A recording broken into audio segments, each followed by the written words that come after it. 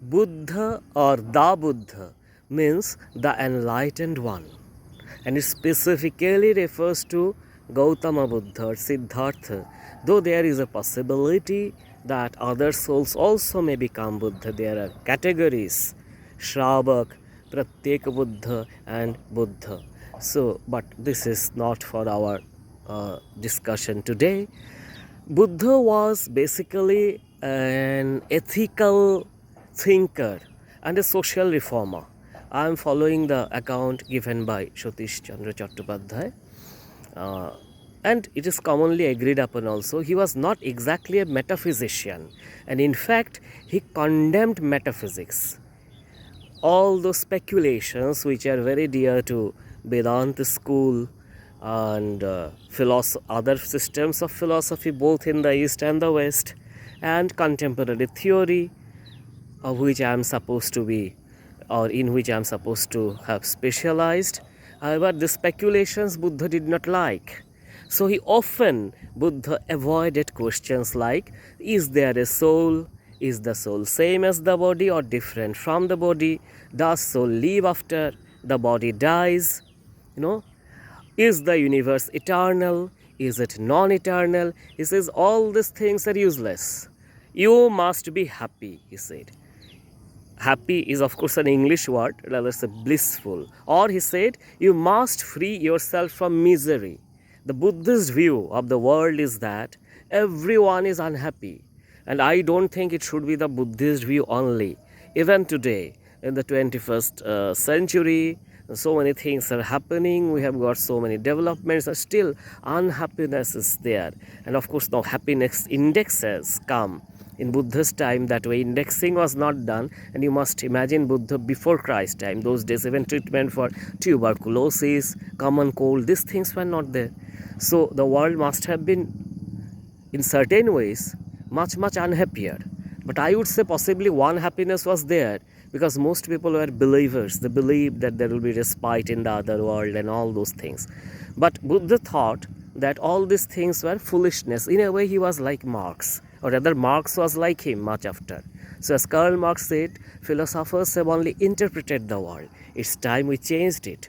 So Buddha said that leave these speculations, because those who speculate and think about these things, whether the soul is the body or body is the soul, or this is eternal or not, they do just like a man who, or human being let us say, who has been shot by a poisonous arrow on his back, let us say, and instead of going to the doctor or pulling out the arrow, he is speculating on who could have, hit him with that, who is the culprit, this and that. That will only expedite his death. So that was the example Buddha used. So don't think about these things. So he gave us 4 noble truths.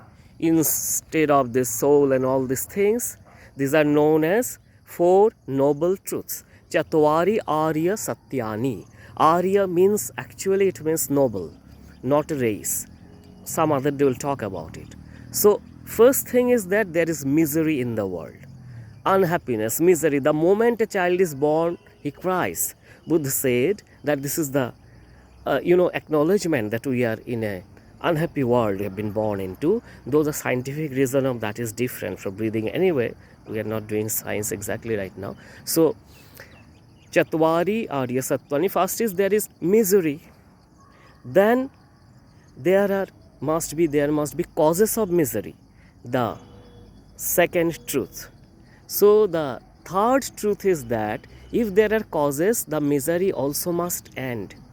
So, and then cessation of misery will lead us to happiness. And what are the ways then to end this misery? That is that there are ways to end this misery. This is the fourth premise. So there is misery, there are causes of misery.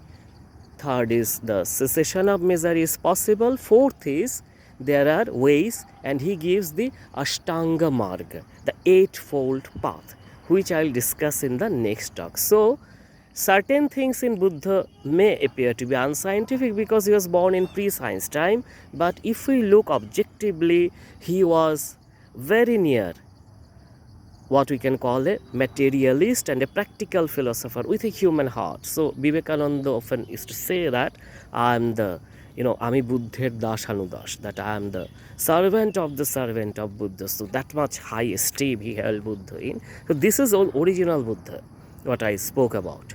Later, Mahayana, many things came. Buddhism was mystified in certain ways. Buddha was deified. But the original thing is that it was very practical approach from that point of time, that how to end our misery, and then we'll discuss this eightfold path in our next talk.